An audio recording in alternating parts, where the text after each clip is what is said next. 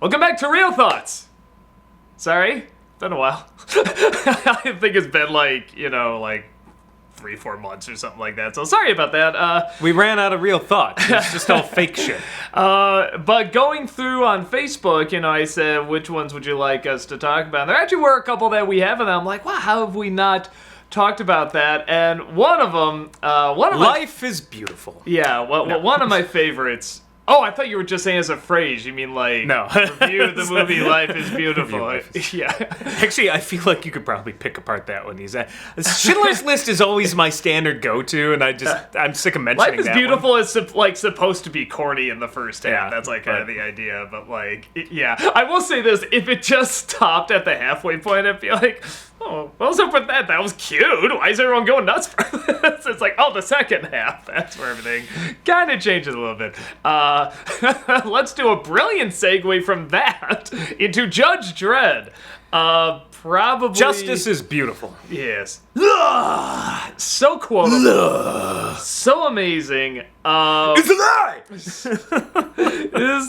Oh my god, this movie. Okay, first of all, we should actually... I see, Mr. I am the law citizen. First of all, it's actually a pretty beautiful looking film in terms of the production and the money thrown at it and I'm saying straight up right now, I love this movie. Yeah, I mean, but legit good things about it. I mean, even though it's not practical, I think the Judge Dredd outfit looks friggin' cool. I mean, it's like no one would be able to move around as a cop, but it looks amazing. Cool. It's definitely comic booky in the comic booky way, not the dark, gritty graphic novel sort of way.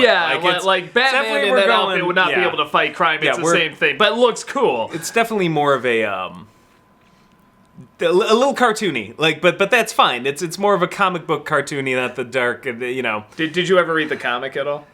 Not much. I only read a little bit too, yeah. So I didn't have that much to go off of. So I wasn't. So I had no means to be. Yeah, going into it, I didn't know jack shit about Judge Dredd, and I left it just fine. But I think it's one of those things where I'm sure if you were attached to the property, just like I was attached to Spider-Man and Spider-Man 3 can burn in hell. Or Amazing Spider-Man. Spider-Man 3 is probably... I still hate Spider-Man 3 more than that was pretty tough. I do. But I think that one had a lot of problems too, though. I think with this one, though, going in, I don't know, did we hit that phase or that stage where we started to like bad movies? I don't know if we got to that stage yet, so I didn't know what to think of it when I saw it. I think we were kind of there, but I think we just recognized it was immensely entertaining. Yeah. I didn't leave dissatisfied, but I didn't leave amazed You either. weren't taking this seriously. No. Maybe that's what the filmmakers intended. I doubt that when you cast Rob Schneider as your sidekick. Rob Schneider is the key. He's the comic relief that ties it all together. Like Jar Jar, Schneider is the key to all of this. He will create the empire. I always want to try and give Schneider some credit when he's legitimately funny. I actually legitimately like him in this movie. I don't. I do. I was gonna say because he just is causing so much annoyance to Sylvester Stallone. I just enjoy watching it. There's maybe 3 lines where I chuckled a bit at him. I'll give that credit, but it's one of those where I'm just like, yeah, just the really? We're gonna go do this? He's like such the wormy little, gee, boss, what we gonna do today? You know what it is? Well, yeah, that's the point.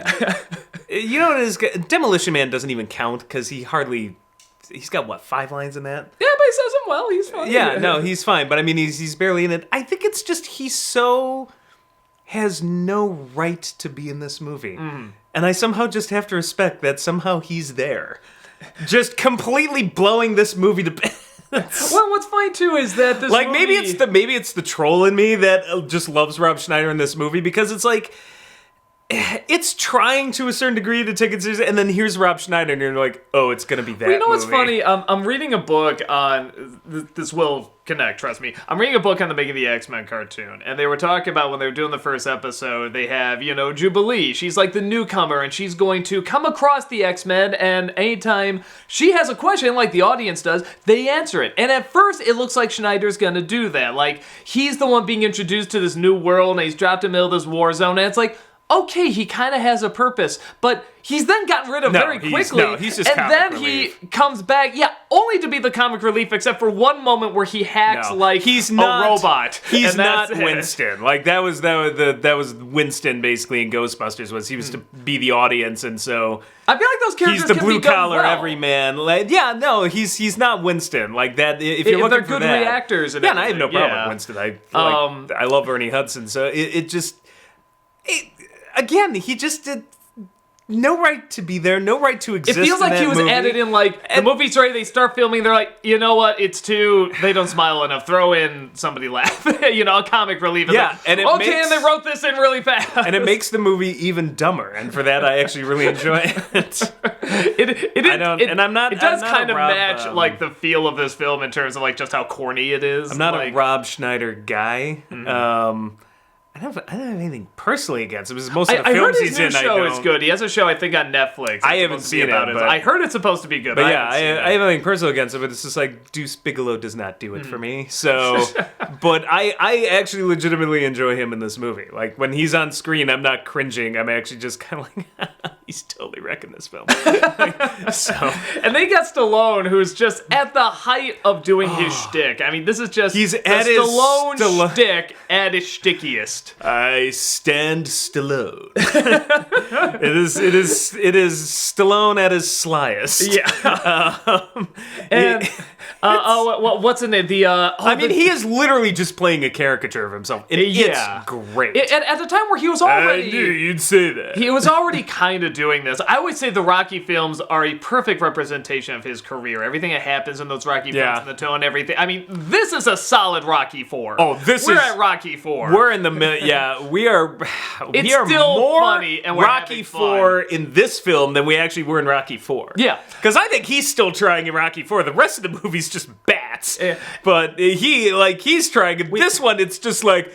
It's gonna be this kind of thing. We haven't gotten to Rocky 5 yet, where even he's tired of the shtick. But we're in a solid 4, where he's still throwing his all into this, and he's just like, I don't know what I'm saying about put my all into it. I knew you'd say that, and it's freaking crazy. And that's what made Demolition Man great. It was him and Wesley Snipes. Made that movie because they were so into it. And it's the same thing here. He's just like, this is not him disinterested. He is throwing his all in this. Yeah. I mean, it's just cheese, but he's completely giving it 110%. And that's why the movie is really entertaining. And it's funny, they always, the villain is Armand Assante? Is that how you say his name? Armand Assante. Armand Assante. And, he's supposed to be his brother, and everybody in the movie says, you two look alike. And it's one of those things where it's like...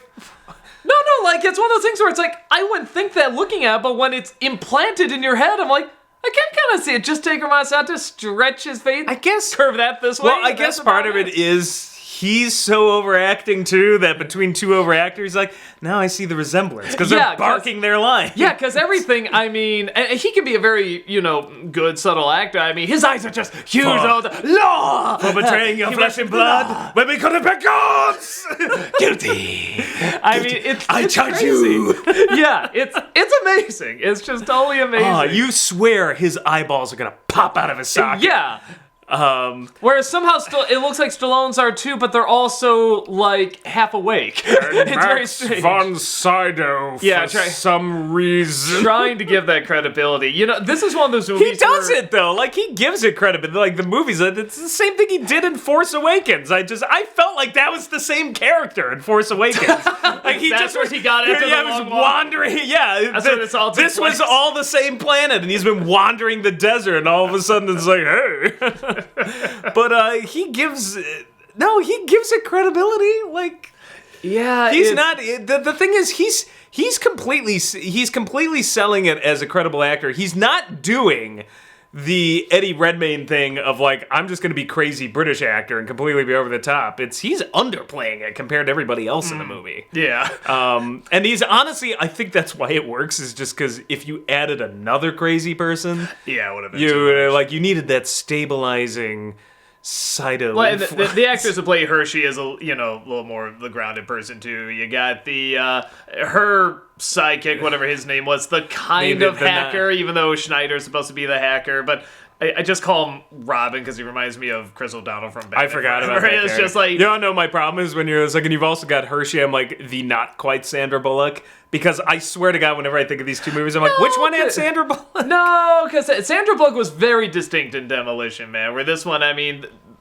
she does it fine in Judge Dredd, but she's clearly just the tough chick, and her sidekick is just the kind of geeky computer guy, It's just they feel like similar movies, and they both came out not too long. Definitely, they both have Stallone. They're both in the future. They both have Rob Schneider. It's almost like how they both have very extreme futures. Well, you know how studios that don't put up with. You know how studios do that. How that one year we had like a tornado miniseries, and then Twister, and next year we had 2 meteor movies, and then there's 2 volcano movies. I feel like this was like, they're just like, they're gonna do Judge Dredd. It's like, all right, let's do our own ripoff, and somehow through the grace of God, they got Sylvester Stallone for both. It was like, how did this happen?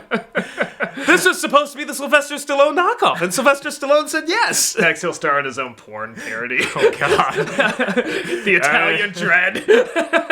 I knew you'd say that.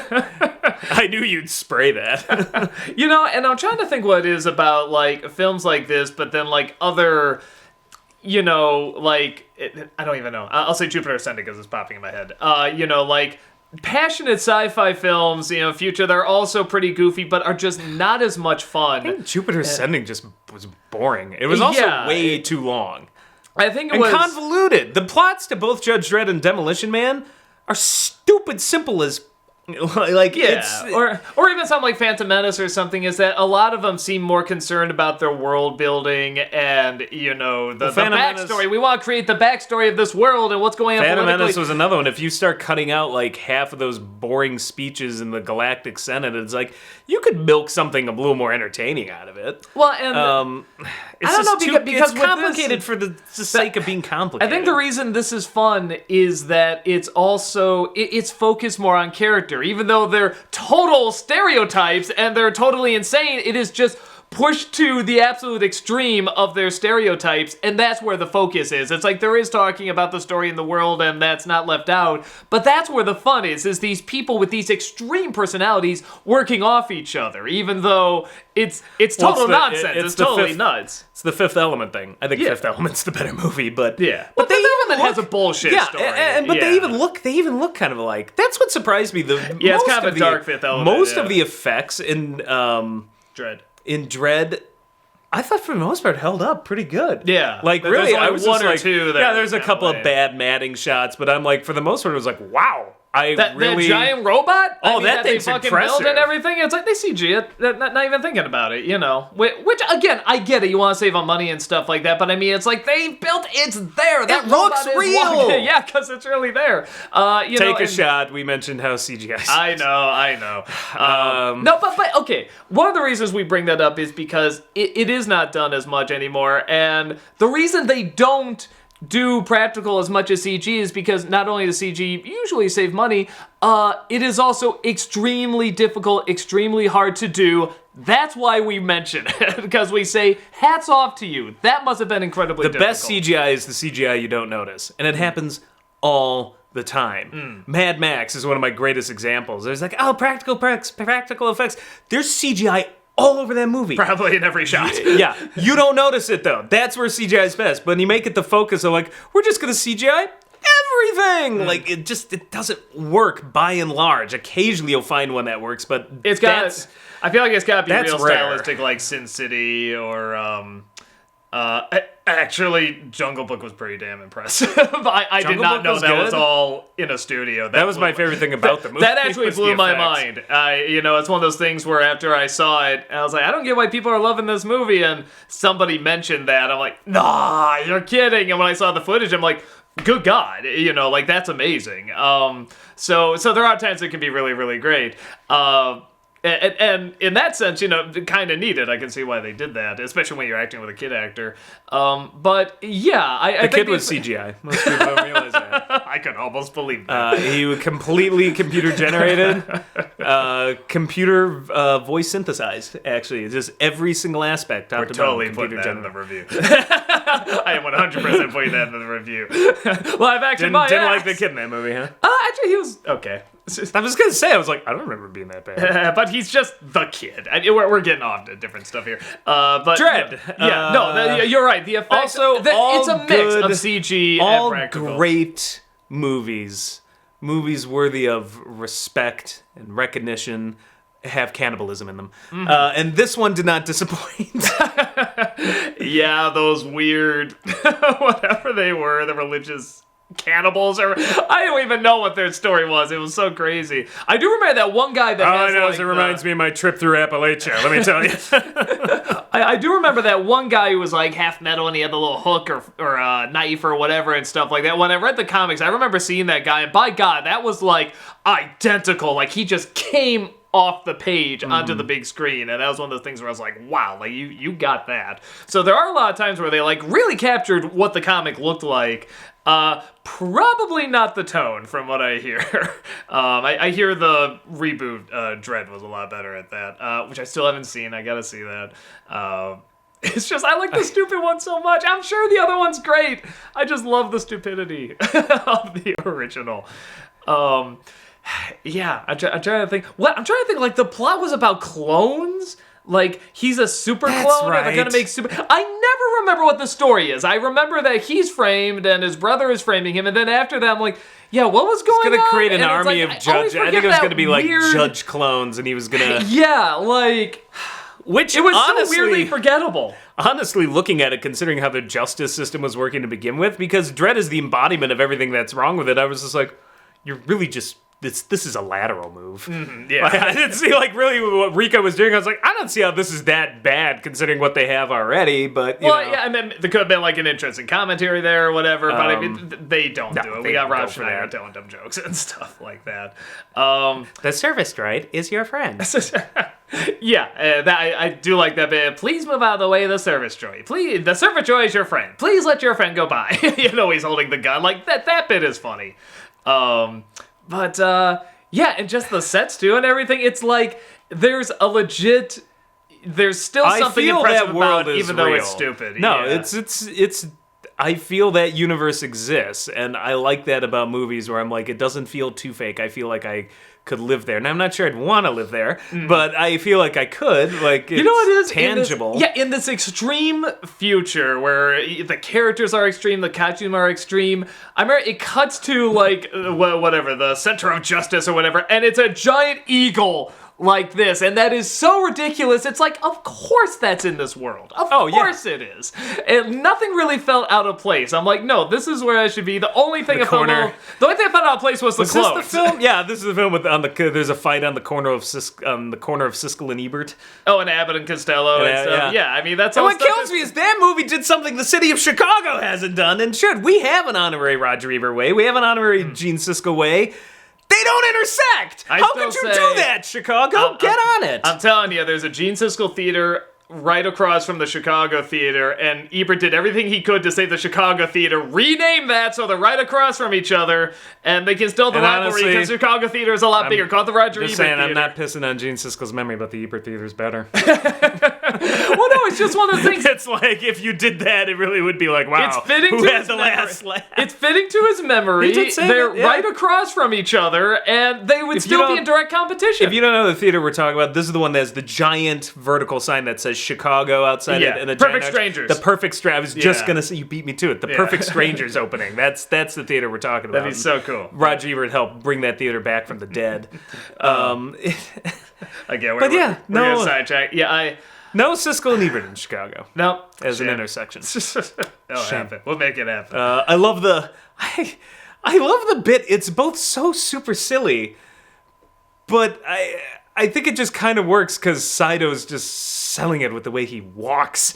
But that whole thing is like, let him go when he takes stripped from the records. That dichotomy of him taking the long walk versus Dredd getting defrocked or whatever. Yeah, let him be stripped from the records, and then was it. Not Hershey. No, was it Hershey? Yeah. Who just It just. How dare you? Yeah, I remember that. Dare you? I totally remember that. She's just like the scene. It's like so corny, but in the context of the movie, it just works. It's like I just always laugh at this. As soon as you mentioned that, it's the first thing that came in my hair. Her just going. Oh.